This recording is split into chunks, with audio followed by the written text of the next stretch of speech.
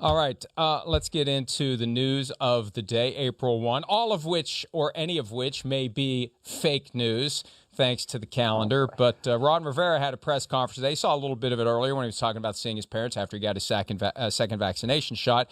He also was asked about how he feels regarding the team's quarterback situation moving into the future. Here's Rivera. And how do you feel about the concept of the quarterback of the future? You need your quote-unquote quarterback of the future.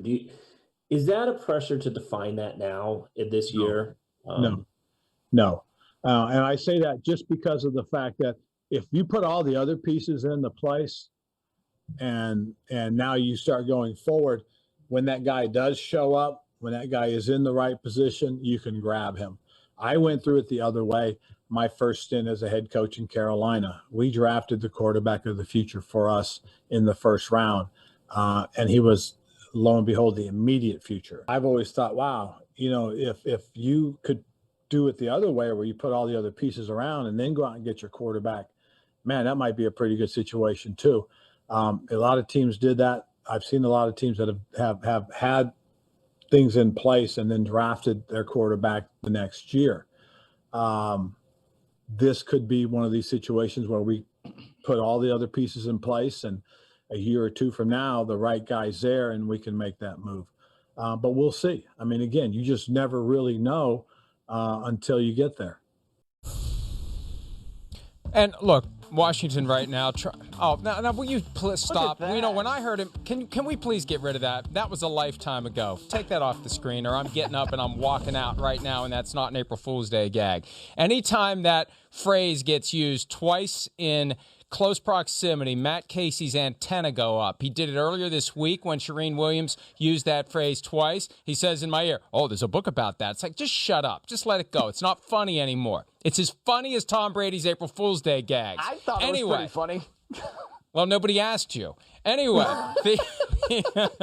the Washington football team has a grizzled veteran with an awesome beard who will be the quarterback this year. And behind him, it's Kyle Allen, a guy who did okay in Carolina in 2019 and okay last year until he got injured. And then Taylor Heineke, who was surprisingly effective in the wild card loss to the Buccaneers. But you can't play like that the way he did, basically all out, doing everything he can to show that he can play to the point where he injured himself like 7 times during the game. That's not going to work either. At some point, they've got to make a move for a long-term quarterback. And for now, they're just going to tread water until the opportunity arises for them to get their long-term quarterback. But they're not going to be a consistent year in and year out contender at a high level. They'll be a contender to win the division, but they could bring back Heath Schuler and be a contender to win the division in that division. But they're not going to be a high-end contender until they get a true great quarterback. Certainly not. And the thing is, I think we all want to kind of praise Washington for making the playoffs in the first year of Ron Rivera's tenure. And it is great. Whenever you win a division, that's something to write home about. I do believe that. However, when you think about it, they were 7-9. They go into the postseason. They have to play Tyler Heineke. He plays a good game, but I agree with you, Mike. That type of play, the way he did it, it's not sustainable over the course of a 17-game regular season now. So, look, I think having Ryan Fitzpatrick is good for right now. You would probably rather just have him be a bridge quarterback like the Miami Dolphins did, because I'm going to say it before you do. Of course, Fitzmagic always turns into Fitztragic at some point along the road. So because you don't really have that right now, I think that the Washington football team has to say, all right, we're maybe going to take a look at some of these quarterbacks that might be available to us at 19 overall with the thought that they could sit for a year, or maybe we wait until the second round. And if one of those guys is there, I'm talking about guys like Kelmond, Kyle Trask, if one of those guys is there and they kind of believe in him, then maybe you pick him, you let him sit in your system, and you say, maybe you can be our guy. But if you don't believe in one of those guys, then you could still make the postseason with the roster as it's currently constructed around the quarterback as opposed to with the quarterback. And I really do think that the decision to add Ryan Fitzpatrick allows Washington the ability to at least create the impression they're not desperate for a quarterback with the 19th overall pick in the draft. Same thing with the Bears at 20 and Andy Dalton once they signed him. it's not as obvious at that point that you'd better jump those teams if you want to draft a guy in the teens because they're ready and willing and able to take someone who slides into their lap.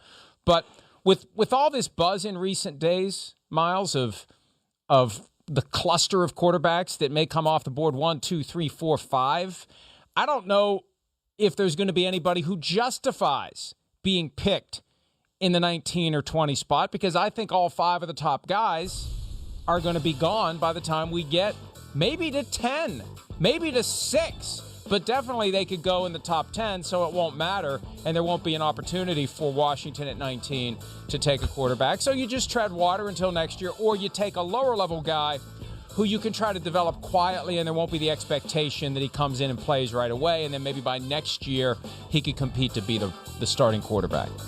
Right. One of the things that I thought was interesting that Ron Rivera was talking about was basically how he was saying, we built the thing with the QB when I was in Carolina, and now I always thought it might be good to try to build it around the QB and then put in the QB later. So I think that there is sort of a method to that. Now, do most teams do it like that at this point in, our NFL history? Not really. I mean, you have to be able to make sure that you have the QB in order to really become the Super Bowl contender. And a lot of teams obviously do that when the QB is still on the rookie contract. I mean, the best example I can think of with that would be the Kansas City Chiefs, where they clearly had a playoff caliber team, but Alex Smith was unfortunately one of the weaker spots on that squad. I mean, even though he was a good quarterback, he wasn't a great quarterback. So what did they do? They traded up, they get Patrick Mahomes, they win the Super Bowl one year, and now they've been back in it the next year. So look, I think if Washington wants to take that approach, it's a decent approach,